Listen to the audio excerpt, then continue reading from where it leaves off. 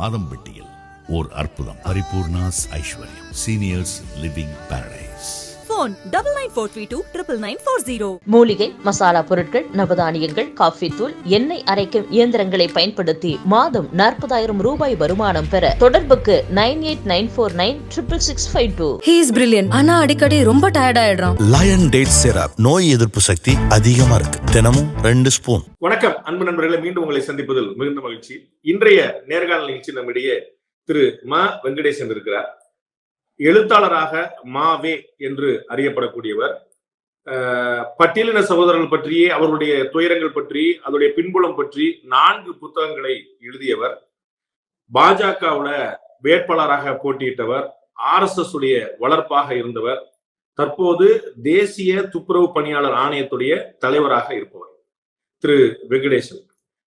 சமீபத்தில் ஓடி இருக்கக்கூடிய இந்த இளையராஜா திரு மோடியையும் திரு அம்பேத்கரையும் ஒப்பிட்ட இந்த விவகாரம், இதுல உண்மையிலேயே என்ன நடந்திருக்கு, ஒப்பிட தகுதியான 2 நபர்கள் தானா அப்படிங்கிற உட்பட பல விஷயங்கள் அவர் கேட்பதற்கான கேட்கலாம். வணக்கம். வணக்கம் சார். ஒரு நம்ம ஒப்பீட்டுல மிகையா சொல்றது எப்பயுமே தமிழ் கலாச்சாரத்துல, இந்திய கலாச்சாரத்துல இருக்கிறது தான். அது ஒரு ஆளை எக்ஸசிவா புகழ்ந்து நீ ராஜா மாதிரி அப்படின்னு, நீ தான் தெய்வம்டா எங்களுக்குலாம் அப்படின்னு நம்ம சாதாரண வழக்கிலேயே நம்ம சொல்லுவோம். அப்ப அதனால ஒப்பிடுறது பெரிய பிரச்சனை. ஆனா ஒரு பெரிய பட்டியலின சமூகத்துடைய ஒரு அடையாளமாக, ஒரு புரட்சியுடைய அடையாளமாக இருக்கக்கூடிய அம்பேத்கரோடு மோடியை ஒப்பிடுறது சரியானது தானா, தகுதியானது தானா? இல்ல, முதல்ல நான் அந்த புத்தகத்துல எந்த மாதிரியான ஒப்பீடு இருக்கு என்பதை மற்றவர்கள் படிச்சாங்களா இல்லையான்னு எனக்கு ஐயம் இருக்கு. எனக்கு நான் முழுமையா படிச்சிருக்கிறேன். நான் அதன டீட்டெயிலாவும் நான் உங்கள்கிட்ட விவாதிக்க இருக்கிறேன். முதல்ல அந்த ஒப்பீடு பத்தி மட்டும் என்னுடைய கேள்வி கேட்கிறேன். அந்த ஒப்பீடுல அவங்க என்ன சொல்றாங்க அப்படின்னா, 2 பேரும் ஏழ்மை நிலையிலிருந்து வந்தவங்க, 2 பேருக்கும் பெரிய கனவு இருந்தது, இந்தியாவை உயர்த்தணும் அப்படின்னு சொல்லி. அதுல 2 பேருமே வெறும் சிந்தனை செய்தவர்கள் மட்டுமல்ல, அதை எப்படி செயல்படுத்தக்கூடியவர்கள் அவங்க 2 பேருமே அப்படின்ற அந்த ஒப்பீடு அதுல இருக்கு. அது மட்டும் இல்ல, அந்த புத்தகம் முழுக்குமே திட்டங்கள் பற்றியதுதான். அது அந்த திட்டங்களை எப்படி மோடியோட புத்தகங்களை நம்ம ஒற்றுவோம். நமக்கு திரு இளையராஜா திரு மோடியையும் திரு அம்பேத்கரையும் ஒப்பிட்ட விஷயத்தை மட்டும் புத்தகம் யார் யாருன்னா நமக்கு இளையராஜா ஒரு ஐகானிக் பர்சனாலிட்டி. அதுதான் நான் சொல்ல வரேன். நானு அத திட்டங்களை ஒப்பிட்டுதான் அவர் பேசியிருக்கார். அம்பேத்கர் என்ன சொல்லியிருக்கார், திரு மோடி அவர்கள் அதுல என்ன பண்ணி இருக்கார், அந்த ஒப்பீடு தான் அதுல இருக்கு. ஆளுமையில் ஒப்பீடு என்பது இதுல அவ்வளவும் இல்ல. அதுல அவருடைய முன்னுரையில ஆளுமை ஒப்பீடு என்பது இல்ல. அவருக்கு நிகர் இவர், அதுதான் ஒப்பீடு. அந்த ஒப்பீடு இல்ல. இதுல ஆளுமை ஸ்ட்ரைக்கிங் பர்சனாலிட்டிஸ் அப்படின்னு 2 பேரையும் ஒரே தளத்துல கொண்டு வராரு. இல்ல, அந்த ஒரு வார்த்தை இருக்கு, பேரலல் பர்சனாலிட்டிஸ் அப்படின்ற அந்த வார்த்தை இருக்கு இல்லையா.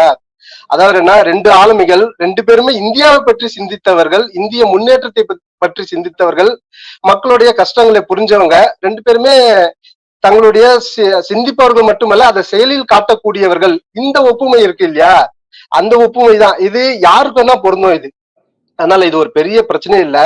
ஆனா இளையராஜா அவர்கள் சொன்னதால மட்டுமே இது பிரச்சனையாக ஆக்கப்பட்டிருக்கு. இது அவ்வளவுதான். இப்ப நமக்கு தெரியும், இதுவரைக்கும் நமக்கு சொல்லிக் கொடுக்கப்பட்ட அம்பேத்கர், நாம புரிந்து கொள்ள வைக்கப்பட்ட அம்பேத்கர் ஹிந்துத்துவாவுக்கு எதிரானவர், அவர் இந்த மதவாத சிந்தனைக்கு எதிரானவர் அப்படிங்கறதா நமக்கு சொல்லப்பட்டிருக்கு. அப்படித்தானே இன்னைக்கு வரைக்கும் பாடப்பட்டோம். திடீர்னு அந்த சிந்தனையிலேயே ஊறி போய் அந்த சிந்தனைக்காக முழுக்க குரல் கொடுக்கக்கூடிய பாரத பிரதமர் நரேந்திர மோடி ஒப்பிடும் போது அது ஒரு ஷாக்காவும் சேர்ந்துல மாறிடுது.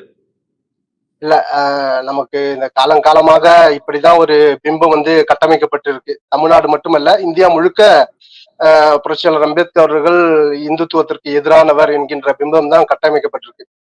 அதை உடைக்கிற விதமா தான் நானும் ஒரு புத்தகம் எழுதினேன். என்னுடைய பார்வை என்பது வேற.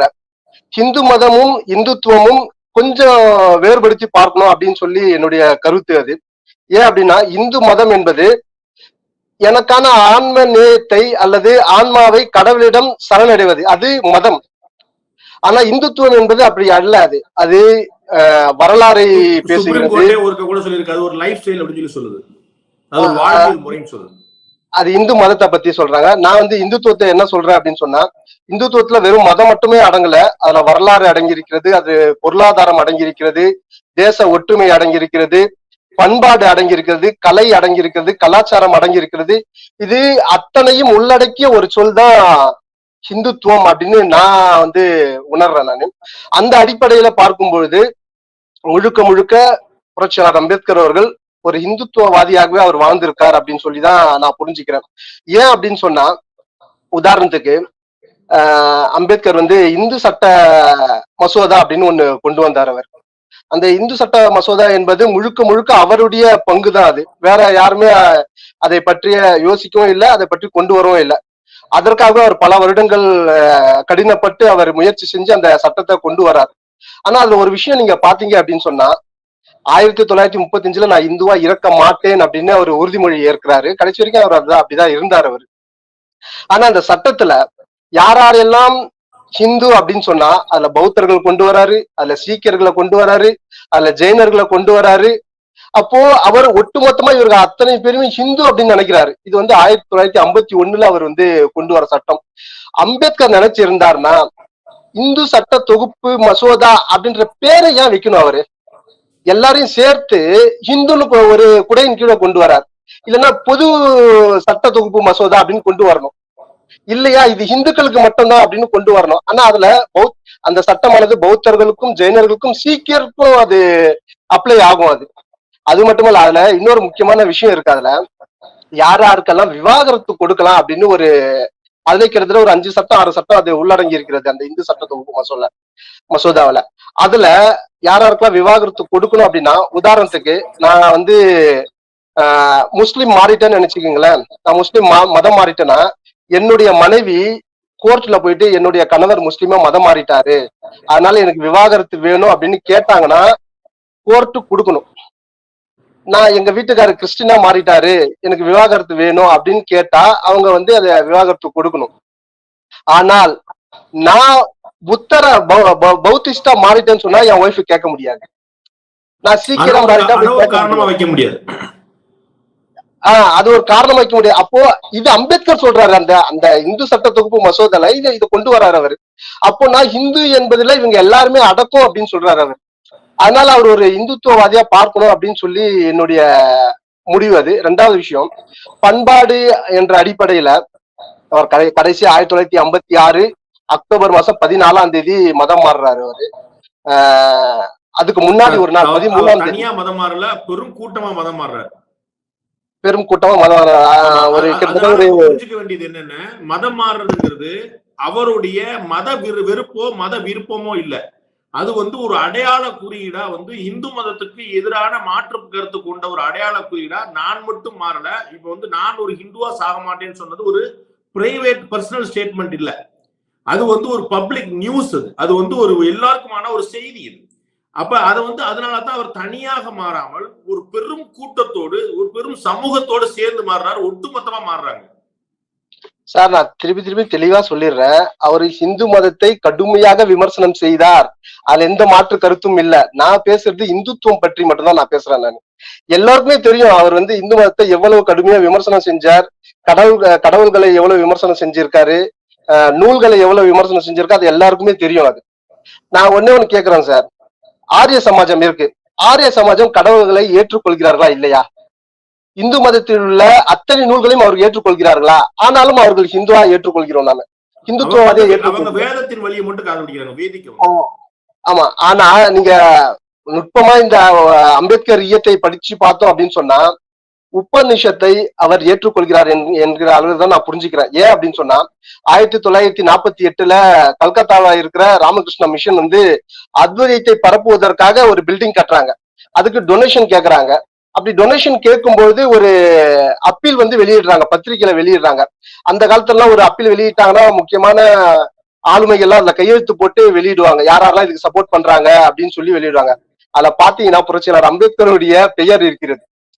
அத்வைதத்தை பரப்புவதற்காக ஒரு பில்டிங் கட்டுறாங்க ராமகிருஷ்ண மடம், அதுக்கு நீங்களா நிதி கொடுங்க அப்படின்னு சொல்லி ஜெகஜீவன் ராம்ல இருந்து புரட்சியாளர் அம்பேத்கர் வரை கையெழுத்து போட்டிருக்காங்க. இதை நீங்க எப்படி புரிஞ்சுப்பீங்க? நீங்க நான் இந்துவா சாக மாட்டேன்னு சொன்னவரு 1948 அதுக்கு ஆதரவு கொடுத்திருக்காரு, அத்வைதத்தை பாராட்டி பேசியிருக்காரு. இது இந்தியா வந்து உலகிற்கு கொடுத்த கொடை அப்படின்னு அத்வைதத்தை சொல்றாரு அவரு. அதனால 2வது இந்த கிட்டத்தட்ட ஒரு 22 மதம் மாறும்பொழுது அவர் 22 உறுதிமொழிகளை ஏற்கிறார். நான் ராமரை ஏற்றுக்கொள்ள மாட்டேன், கணபதியை ஏற்றுக்கொள்ள மாட்டேன், சிவனை ஏற்றுக்கொள்ள மாட்டேன் அப்படின்னு சொல்றாரு. அவர் நினைச்சிருந்தானா நான் வேதத்தை ஏற்றுக்கொள்ள மாட்டேன், உபநிஷத்தை ஏற்றுக்கொள்ள மாட்டேன், அத்வைத்தை ஏற்றுக்கொள்ள மாட்டேன் அப்படின்னு இல்லவே இல்லையா அதுல. இது இன்னும் கேட்டா அந்த 22 உறுதிமொழியும் அவர் பல மாசம் உட்கார்ந்து ஆய்ந்து அவர் எழுதுனது. அது மதம் மாறும்போது கிட்டத்தட்ட 5 லட்சம் பேர் இருந்தாங்க. அவங்க எல்லாருமே இந்த உறுதிமொழியை ஏற்கணும் அப்படின்னு சொல்லி அவரே படிக்கிறார், புரட்சியாளரே படிக்கிறாரு. ஆனா அதுல இதுல அந்த இது இல்லவே இல்லை, நூல்களை பற்றி இல்லவே இல்லை, வேதத்தை நான் ஏற்றுக்கொள்ள மாட்டேன்னு. சோ அவர் இங்க தோன்றிய இந்த பண்பாடுகளை அல்லது இந்த நூல்களை அவர் ஏற்றுக்கொள்கிறார் என்பதுதான் அர்த்தம். மூணாவது, இந்த தேசத்துக்கு ஒரே மொழி வேணும் அப்படின்னு அவர் விரும்பினார். ஒரு எளிமையா புரிஞ்சுக்கிறாருன்னா அவர் ராமாயண மகாபாரத்தை ஏத்துக்கல, ஆனா வேதங்களை ஏற்றுக்கொண்டார்னு புரிஞ்சுக்கிறான். நீங்க அத்வைத்தை ஏற்றுக்கொண்டார் அப்படின்னு புரிஞ்சுக்கலாம். நான் கேட்கிறேன், ஏன் அவர் சேர்க்கலன்னு தான் என்னோட கேள்வி. அது நான் வந்து இப்போ இந்து மதத்தை அவர் வெறுத்தார ஒழிக்கணும்னு நினைச்சா சொல்ற அத்தனை பேருக்குமே என்னோட கேள்வி என்னன்னா, நம்ம எப்பயுமே அவர் எதை சேர்த்தாருன்னு தான் பாக்கணுமே தவிர ஏன் சேர்க்கலன்னு பாக்குறதுல ஒரு நியாயம் இருக்குமான்னு தெரியணும். அவர் வந்து இப்ப வந்து வெங்கடேசனை பாராட்டி ஒருத்தர் சொல்றாரு அப்படின்னு சொல்லி சொன்னா உடனே வந்து முருகேசனை பாராட்டி ஏன் சொல்லல அப்படின்னு சண்டைக்கு போக கூடாது. வெங்கடேசனை பாராட்டி சொன்னது சரியா தப்பா அவ்வளவுதான். அப்ப வந்து அவர் நான் ராமனை ஏற்கவில்லை, சிவனை ஏற்கவில்லை, கணபதியை ஏற்கவில்லைன்னு சொன்னார்னா அதோட முடிஞ்சது. அதனால அவர் வேதங்களை ஏற்கலன்னு சொல்லல பாத்தீங்களா?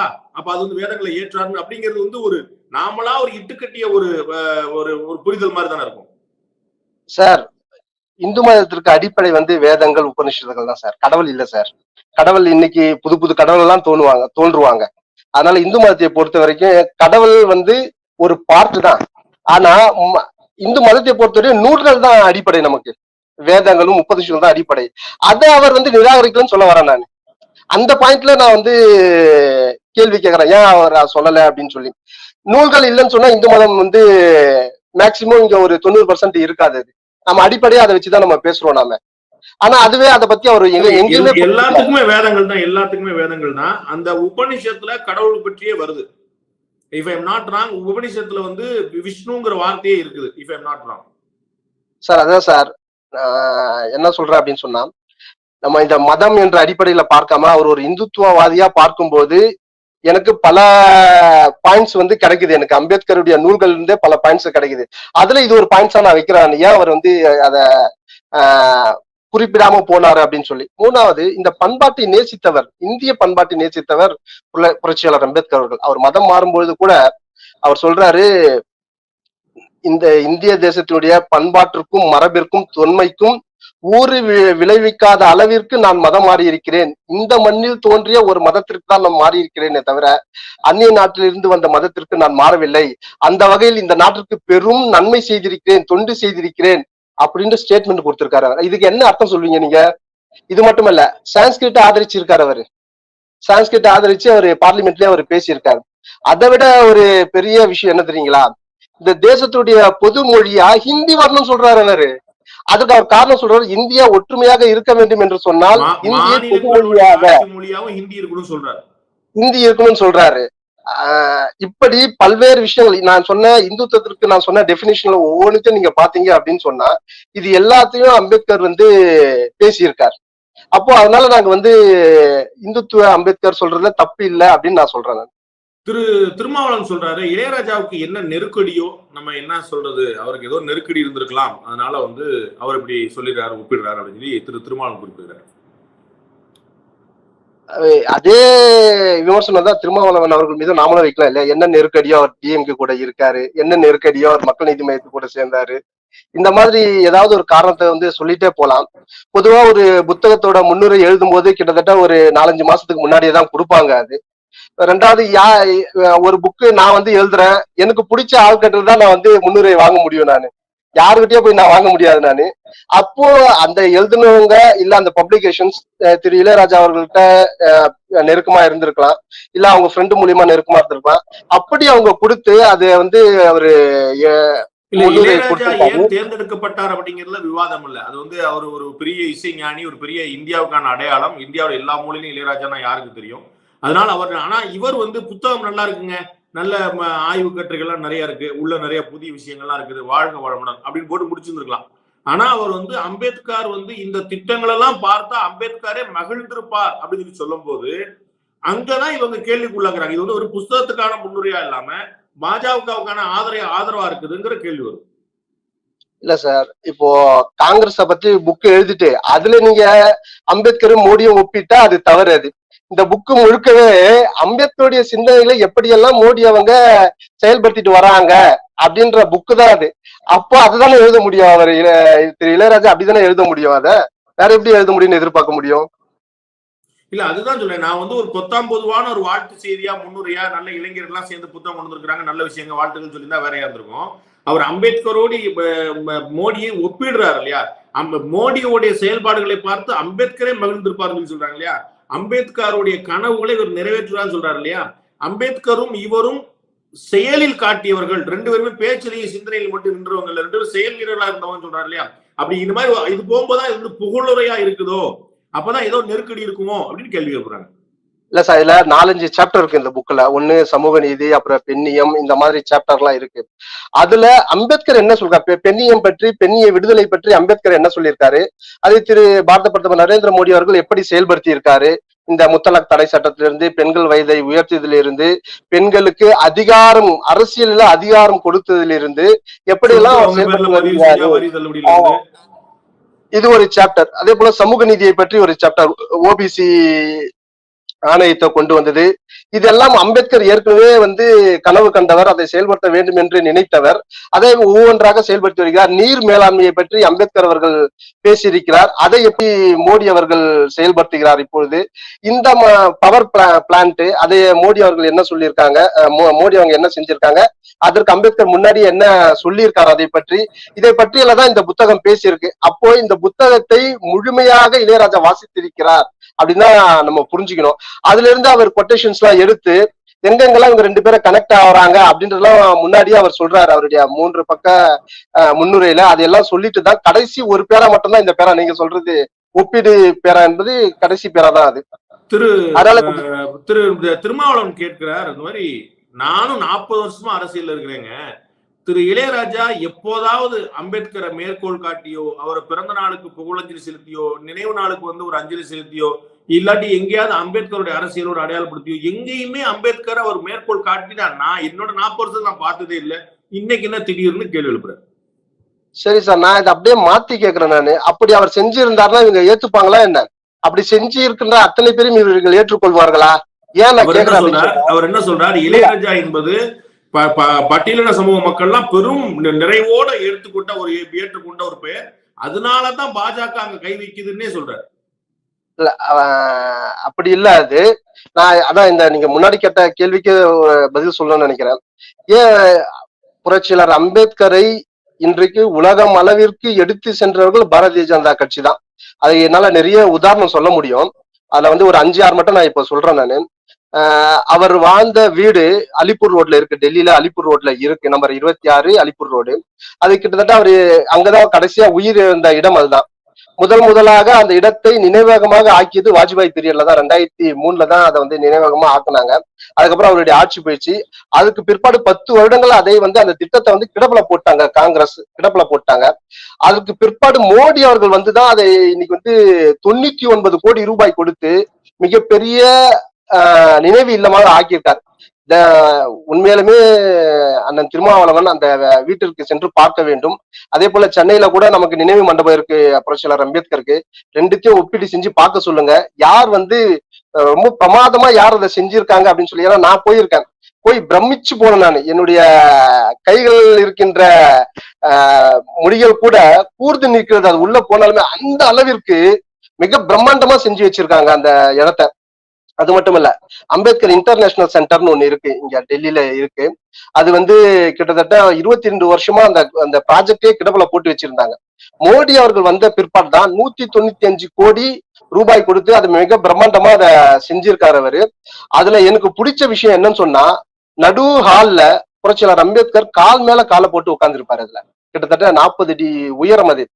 அது உண்மையிலேயே ஒரு பட்டியல் சமூகத்தை சார்ந்த எனக்கு மிகப்பெரிய தன்னம்பிக்கையை கொடுக்குது. அது இந்தியாவுல வேற எங்கேயுமே அந்த மாதிரி சிலைகள். உத்தரப்பிரதேசல மாயாவதி அவர்கள் ஆட்சிக்கு வந்தாங்க, சிலைகள் வச்சாங்க. ஆனால் கால் மேல் கால் போட்டு எங்கேயுமே வச்சது இல்ல.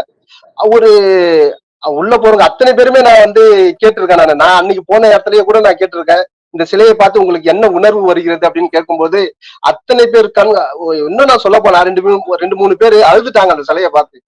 என் வாழ்க்கையில நான் இது போல சிலையை பார்த்ததே இல்லை கால் மேல காலை போட்டு அப்படின்னு சொல்லி. அது மட்டுமல்ல, கிரிமேஷன் செஞ்ச இடம் வந்து பம்பாயில இருக்கு, இந்து மில்ல இருக்கு. அதுவும் கிட்டத்தட்ட 1000 கோடி ரூபாய் கொடுத்து இப்போ பணிகள் நடைபெற்று வருகிறது. மேக்சிமம் அடுத்த வருஷத்துல அதை ஓபன் பண்றாங்க. அது மட்டுமல்ல, லண்டன்ல அவருடைய வீடு ஏலத்துக்கு வந்தது, வெறும் 35 கோடி தான். இங்க இருக்கிற அரசியல் கட்சிகளுக்கு 35 கோடி என்பது ஒரு பெரிய விஷயமே இல்ல, நமக்கே தெரியும் அது. ஆனால் யாராவது அதை பற்றி பேசினார்களா? யாராவது அதை சரிங்க நீங்க வாங்க வேண்டாம், அதை வாங்கணும் அப்படின்னு சொல்லி பேசினாங்களா? யாராவது அறிக்கை விட்டாங்களா? அண்ணன் திருமாவளவன் ஏதாவது அறிக்கை வெளியிட்டு இருக்காரா? காட்ட சொல்லுங்க. யாருமே அறிக்கையும் வெளியிடல, அதை வாங்கணும்னு சொல்லி குரல் கூட கொடுக்கல. ஆனால் மகாராஷ்டிரால இருக்கிற பிஜேபியில இருக்கிற ஒரு எம்எல்ஏ தான் அதுக்கு முதல்ல குரல் கொடுத்தாரு. அதுக்கப்புறம் வந்து பிஜேபி அரசு தான், அங்க இருக்கிற அரசு தான் அதை வாங்கியது. அதுக்கு பிற்பாடு திரு மோடி அவர்கள் அங்க சென்று அந்த இல்லத்தை வந்து புனரமைத்து இன்னைக்கு மிகப்பெரிய அளவுல அது ஒரு காட்சி பொருளாக அங்க திகழ்ந்து கொண்டிருக்கிறது. இல்ல இது தவிர நம்ம வந்து ஒரு டெக்னாலஜிக்கலா ரொம்ப பெரிய அட்வான்ஸ்மெண்டா இருக்கக்கூடிய நம்முடைய பண பரிவர்த்தனைக்கான ஆப்புக்கே பீம் ஆப்னு பேர் வச்சிருக்காரு. அந்த பீம் ஆப்னு சொல்லும் போதே வந்து அம்பேத்கர் நினைவு கூர்ந்தாரு. அந்த மாதிரி நிறைய விஷயம் இருக்காங்க. அவர்கள் இந்த அதாவது அம்பேத்கர் வந்து இந்துத்துவாவுக்கு எதிரானவர் அப்படிங்கிறத உடைக்கிறதுக்காக வம்படியா இவங்க வந்து நாங்க தான் அம்பேத்கர், எங்களுக்கு தான் அம்பேத்கர் இவங்க வந்து கொண்டு வர்றாங்க அப்படின்னு. இது வந்து அந்த பிம்பத்தை மாத்துறதுக்கான இவருடைய பகிரத பிரயத்தனங்கள் தான் இதெல்லாம் சொல்றாங்க. இல்ல சார், என்ன அப்படின்னு சொன்னா இவர்கள் வெறியும் புரட்சியாளர் அம்பேத்கரை ஒரு வழிபாட்டுக்குரிய நபராக மட்டும்தான் வச்சிருந்தாங்க. இவங்க அவருடைய கொள்கையை செயல்படுத்தவோ அல்லது அவரை பிரபலப்படுத்தவோ இவங்க யாருமே முயற்சி செஞ்சதில்லை. அது எந்த இயக்கமாக இருந்தாலும் சரி செஞ்சதில்லை. முதல் முறையாக பாஜக அரசு செய்கிறது, அதை இவங்களால தாங்கிக்க முடியல, அவ்வளவுதான். நான் கேக்குறேங்க, புரட்சியாளர் அம்பேத்கருடைய மிகப்பெரிய கனவு வந்து அரசியல் அதிகாரம். பட்டியல் சமூகத்தவர்கள் அரசியல் அதிகாரம் பெறுவதுதான் அவருடைய கடைசி மூச்சு வரைக்கும் அவர் செஞ்சுட்டு இருந்தாங்க. அந்த அரசியல் அதிகாரத்தை பெறுவதற்கு இந்த கட்சிகள் என்னென்ன செஞ்சிருக்கு என்பது வேற விஷயம். ஆனால் இதை நடைமுறைப்படுத்தியது எந்த கட்சி? பாஜகவை தவிர நீங்க ஏதாவது ஒரு கட்சியை சொல்ல முடியுமா? பாஜகவுல இன்னைக்கு 10 அமைச்சர்கள் எஸ்சி அமைச்சர்கள். நரேந்திர மோடி அவர்களுடைய ஆட்சியில 10 அமைச்சர்கள். வேற எந்த ஆட்சியிலேயாவது சொல்ல முடியுமா? நீங்க காங்கிரஸ் ஆட்சியில, விபி சிங் ஆட்சியில, குஜராத் ஆட்சியில, மன்மோகன் சிங் ஆட்சியில, எந்த ஆட்சியில நீங்க சொல்ல முடியும்? நீங்க இந்த ஆட்சியில 10 பேர், அதுவும் முக்கியமான துறைகள்லாம் கொடுத்து வச்சிருக்கோம். நாம பஸ்வான் இருந்த வரைக்கும் உணவுத்துறை அமைச்சர். நான் பல மேடைகள்ல நானே பேசியிருக்கேன். நான் என்ன பேசியிருக்கேன்னா, ஒரு காலத்துல பட்டியல் சமூகத்துக்கு வந்து கஞ்சிக்கு ஏந்திட்டு இருப்பாங்க, இன்னைக்கு எல்லா மாநிலத்திலயும் எங்களுக்கு அரிசி கொடுங்கன்னு சொல்லி பஸ்வான்கிட்ட கெஞ்சி கேட்டுட்டு இருக்காங்க. அந்த நிலைமையை உருவாக்கியவர் மோடி அப்படின்னு நான் சொல்லி பேசுவேன். நான் கங்கையை தூய்மைப்படுத்தணும் அப்படின்னு சொல்லி அதற்கு ஒரு தனி ஒரு துறையை உருவாக்கி அர்ஜுன் ராம் மேக்வால வந்து அதுக்கு இணையமைச்சரா போட்டிருந்தாரு திரு மோடி அவர்கள். ஒரு காலத்துல கங்கையில இறங்கவே முடியாது பட்டியல் சமூகத்தை சார்ந்தவர்கள். இன்னைக்கு அதையே தூய்மைப்படுத்துகிற ஒரு பணியை பட்டியல் சமூகத்தை வச்சு அவர் செஞ்சிருக்காரு. அவரு இந்த மாதிரி ஏராளமான விஷயங்கள் என்னால சொல்ல முடியும். புரட்சியாளர் அம்பேத்கருக்கும்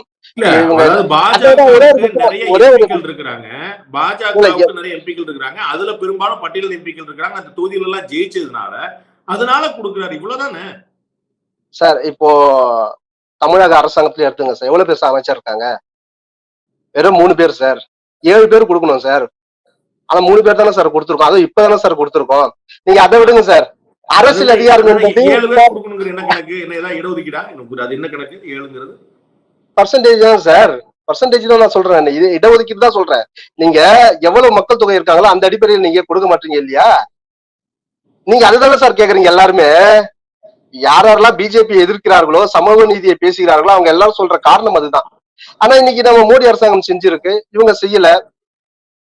நீங்க புரட்சியாளர் அம்பேத்கர் இது மட்டும் இல்லைங்க, என்னால 3 மணி நேரம் பேச முடியும். இன்னும் நான் என்னால சொல்ல முடியும். உதாரணத்துக்கு வந்து அம்பேத்கருடைய படைப்புகளை உலகம் முழுக்க கொண்டு செல்ல வேண்டும் என்று சொல்லி முயற்சி எடுத்தது பிஜேபி. அதுல பெரிய விஷயம் என்ன தெரியுங்களா? ஒரு வெப்சைட் ஒண்ணு உருவாக்கி இருக்காங்க, டாக்டர் அம்பேத்கர் ரைட்டிங்ஸ் அண்ட் ஸ்பீச்சஸ்.com அப்படின்னு சொல்லி. அந்த வெப்சைட்ல போனீங்கன்னா நீங்க அம்பேத்கருடைய நூல்களை அத்தனையுமே படிக்கலாம், ஆடியோலாம் இருக்கு. அதை விட இன்னொரு முக்கியமான வேலை செஞ்சிருக்காங்க. அதுல நீங்க எக்ஸ்டர்னல் அஃபேர்ஸ் வெப்சைட் நீங்க போங்க, அதுல அம்பேத்கருடைய படைப்புகள் இருக்கும். ஏன் அதுல சேர்க்கணும்? அவங்க ஏன் சேர்க்கணும் அப்படின்னு சொன்னா, உலகத்துல இருக்க அத்தனை பேருமே அந்த வெப்சைட்ல வந்து பார்ப்பாங்க. தங்களுக்கு பாஸ்போர்ட் வேணும்னு சொன்னா, விசா வேணும்னு சொன்னா, அப்ப அம்பேத்கருடைய புக்கு அவங்க கண்ணுல படும் என்பதை ஒரு காரணமாக வைத்து அதுல சேர்த்திருக்காங்க. அவங்க தனி வெப்சைட்டும் இருக்கு, இதுலயே இருக்கு. அந்த அளவுக்கு குறிப்பாக அவங்க செஞ்சிருக்காங்க. இது மட்டும் இல்ல, பல இடங்கள்ல எழுத்து பேச்சு இவங்க தான் கொண்டு போய் சேர்க்கிறாங்கன்னு சொல்லி சொன்னீங்க. அம்பேத்கருடைய பேச்சும் எழுத்தும் அப்படின்னு அந்த புத்தகத்துடைய தொகுதியில வந்து 35, 36, 37 3 வந்து நீங்க தர்றேன்னு சொல்றீங்க. அவங்க வந்து அம்பேத்கர் பேச்சும் எழுத்தும் வந்து 8 வந்து நாங்க தர்றோம் நீங்க படிங்கன்றாங்க. என்னதான் சொல்றது? அவங்க வந்து 8வது தொகுதி படிங்கன்னு அவங்க சொல்றாங்க, 35, 36 படிங்கன்னு 37 படிங்கன்னு நீங்க சொல்றீங்க. என்னதான் சொல்லியிருக்கிறார் சார்? அந்த 8வது தொகுதி வந்து இந்து மத புதிர்கள் அப்படின்னு சொல்லி அம்பேத்கர் எழுதிய கட்டுரைகள். அம்பேத்கர் உயிருடன் இருந்தவரை அந்த புக்கு வெளியே வரல. அது அவர் வந்து பேப்பரா எழுதி வச்சுட்டு போனாரு. அதுல சிலது வந்து விடுபட்டு போச்சு, சிலது வந்து இல்ல. அதுல இதெல்லாம் தொகுத்து ஒரு புத்தகமாக அவர் இறந்த பின்பாடு வந்தது. அது அந்த கிருஷ்ணன் மற்றும் ராமன் பற்றிய புதிர்கள் மட்டும் கவர்மெண்ட்டுக்கு இதுக்கு வந்து ஏற்றுக்கொள்ளவில்லை என்கின்ற ஒரு சிறு குறிப்போடு அது வெளியிட்டாங்க அந்த புக்கு. அதுல வந்து அவர் வந்து இந்து மதத்துல என்னென்னலாம் புதிர்கள் இருக்கு அப்படின்ற மாதிரி, பிராமணர்கள் எப்படி எல்லாம் இதை வந்து மாத்தி இருக்காங்க என்கின்ற அளவுல அந்த புத்தகம் எழுதியிருக்காரு. அந்த புத்தகத்தில் கூட ஜனநாயகத்தை போதித்தது உபநிஷத்துகள் தான் அப்படின்னு எழுதியிருக்காரு. அதுலயே அந்த சாப்டர்லயே இருக்காது. அதுக்கு அவர் உதாரணம் சொல்றாரு. அகம் பிரம்மாஸ்மி, தத்துவமசி, இதெல்லாம் உலகத்திற்கு கொடுத்த கொடை அப்படின்னு சொல்றாரு.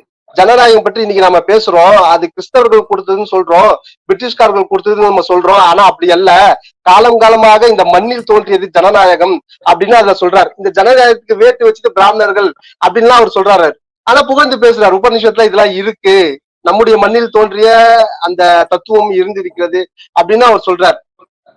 இதையெல்லாம் வைத்துக்கொண்டு இப்போ இந்த புத்தகத்தை வைத்துக்கொண்டு, அந்த ஒரு புத்தகத்தை மட்டுமே வைத்துக்கொண்டு அம்பேத்கர் இந்துத்துவத்திற்கு எதிரான, இந்து மதத்திற்கு எதிரான நீங்க சொல்லுங்க, நான் ஏத்துக்கிறேன். இந்துத்துவத்திற்கு எதிரானவர் நீங்க சொல்லாதீங்கன்னு சொல்றேன். அவ்வளவுதான். நான் இப்ப ஏற்கனவே முன்னாடியே நம்ம பேசின மாதிரி இது எல்லாத்துக்கும் நீங்க பதில் சொல்லுங்கன்னு சொல்றேன் நான். அதான் சொல்றாரு திருமாவளவன். என்ன சொல்றாரு? நாங்க இந்து மதத்துக்கு எதிரானவர்கள் இல்ல, நாங்க இந்துத்துவாவுக்கு எதிரானவர்கள் அப்படின்னு அப்படியே பார்த்து சொல்றாரு.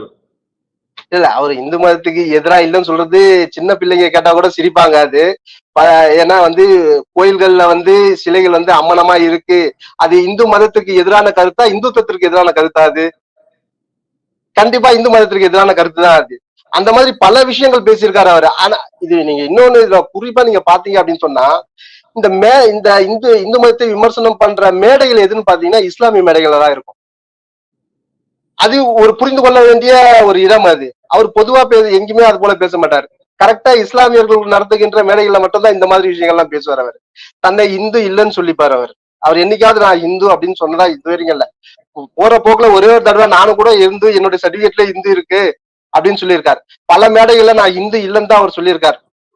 இந்து மத வெறுப்பை அவங்க எப்படி எல்லாம் பரப்பி இருக்காங்க அப்படின்னு சொல்லி பல 100 உதாரணங்கள் என்னால சொல்ல முடியும். அவங்களுடைய புத்தகத்தை நீங்க படிச்சாலுமே அந்த தாய்மண் எல்லாமே நம்ம திரும்ப வந்தோம்னா அதுல வந்து ராஜா வந்து குறிப்பிட்டாரு, மேக் இன் இந்தியா திட்டம் பற்றி குறிப்பிடுறாரு. அது வந்து ரொம்ப பிரமாதமா அது செயல்படுத்தப்பட்டிருக்குன்னு. குறிப்பாக செல்போன் கம்பெனி எல்லாம் எவ்வளவு பிரமாதமா வந்திருக்கு அப்படிங்கறத அந்த வார்த்தையை சொல்றாரு ராஜாவுடைய முன்னுரையில. நமக்கு எல்லாருக்குமே தெரியும், பிஜேபியோட ஆட்சி காலத்துக்கு முன்னாடி, மோடியோட ஆட்சி காலத்துக்கு முன்னாடியே நோக்கியா மாதிரியான ஆலைகள்லாம் நம்ம ஊர்லயே வந்திருக்கு, நம்ம தமிழ்நாட்டிலேயே பார்த்திருக்கோம், இந்தியா முழுக்க வந்து. செல்போன் புரட்சி, கம்பெனி புரட்சி வந்து எப்ப ஆரம்பிச்சது, அதோட தொடர்ச்சி நீட்சி தானே இவங்க செஞ்சுட்டு இருக்கிறது, நீங்க செஞ்சுட்டு இருக்கிறது.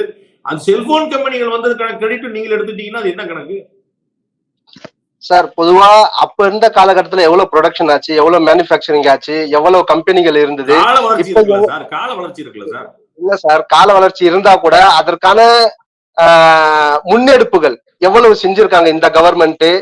அதுல வந்து எவ்வளவு லஞ்சங்கள் அப்ப விளையாடியது, எவ்வளவு வந்து அந்த கம்பெனி மூலியமாக லாபம் வந்தது கவர்மெண்ட்டுக்கு, மக்களுக்கு எவ்வளவு லாபமா இருந்தது, எவ்வளவு வேலைகள் கிடைச்சது, இது எல்லாமே நம்ம பார்க்க வேண்டியது. வரி வசூலிக்கல போயிருச்சு, கடைசியில நோக்கியா கம்பெனி 3 அளவுக்கு போயிருச்சு, நிறைய இருந்துச்சு, அதெல்லாம் ஓகே. பட் இந்த ஐடியாவுக்கு வந்து அவர் ராஜாவுடைய குறிப்பிடக்கூடிய வரிகள் என்னன்னா, மேக் இன் இந்தியா போன்ற திட்டங்கள், குறிப்பாக அதன் மூலமாக உற்பத்தியான செல்போன்கள், இது கவனிக்கத்தக்கவே என்றார். நம்ம என்னைக்கோ பண்ணிட்டோமே, மேக் இன் இந்தியா அப்படிங்கிற வார்த்தை வர்றதுக்கு முன்னாடியே பண்ணிட்டோமேங்கிறக்கா சொல்ல வர. சார் அந்த காலகட்டத்தினுடைய வளர்ச்சி நீங்க பாத்தீங்கன்னா குறைவா இருந்திருக்கும் சார். அது இப்போடைய வளர்ச்சி பாத்தீங்கன்னா அதிகமா இருந்திருக்கும் சார். அந்த அதுல ஏற்கனவே அது பின்னாடி வர சப்ஜெக்ட்ல வந்து அதுலயே சொல்லியிருக்காங்க எவ்வளவு முன்னேற்றம் அடைஞ்சிருக்கு இந்த செல்போன் வளர்ச்சி, இந்த துறையில எவ்வளவு வந்து முன்னேறி இருக்கிறது இந்த 7 வருஷமா அப்படின்ற டீட்டெயில் தான் அந்த புக் இருக்கு. அதெல்லாம் படிச்சு பார்த்தா அவர் குறிப்பிடுறாரு. அவர் சாதாரணமா குறிப்பிடலாதுல்ல. இல்ல, புத்தகத்துல குறிப்பிடுறது அவங்களுடைய ஸ்டேட்மெண்ட். அத வந்து இவர் என்டார்ஸ் பண்றது மட்டும் இல்லாம இவர் வந்து அது ஒரு வார்த்தையாவே அந்த புத்தகத்துல ஆதாரபூர்வமா கொடுத்திருக்காங்க. அந்த புத்தகம் வந்து அதையெல்லாம் கையாளுது அப்படின்னா அது வந்து ஒரு ஸ்டேட்மெண்ட். ஆனால் அதை தாண்டி இவர் அவ்வளவு பிரமாதமா பண்ணியிருக்கிறாரு அப்படின்னு சொல்லும் போது ஒரு சர்டிபிகேஷன். அதுதான் நான் சொல்ல வரேன். இப்ப அடுத்த உதாரணம் பாருங்க, ரயில் திட்டங்கள்லாம் பிரமாதமா பண்றாங்க, மெட்ரோ எல்லாம் கொண்டு வந்திருக்கிறாங்க அப்படின்னு சொல்லி சொல்றாரு ராஜா தன்னுடைய முன்னுரையில. உங்களுக்கு தெரியும், நம்ம பிஜேபியோட ஆட்சி வந்தோடனே புதிய அறிவிப்புகளே கிடையாதுன்னு சொல்லி விட்டாங்க. ஏன்னா பழசெல்லாம் நாங்க முதல்ல சேவை பொறுத்த ரயில்வேக்கு புதிய அறிவிப்பே கொடுக்கல. அப்புறம் ரயில்வேக்கு தனி பட்ஜெட்டே காலி பண்ணி விட்டாச்சு. அப்படி சிஸ்டமே எல்லாம் ஒரே பட்ஜெட் தான் சொல்லி விட்டாச்சு.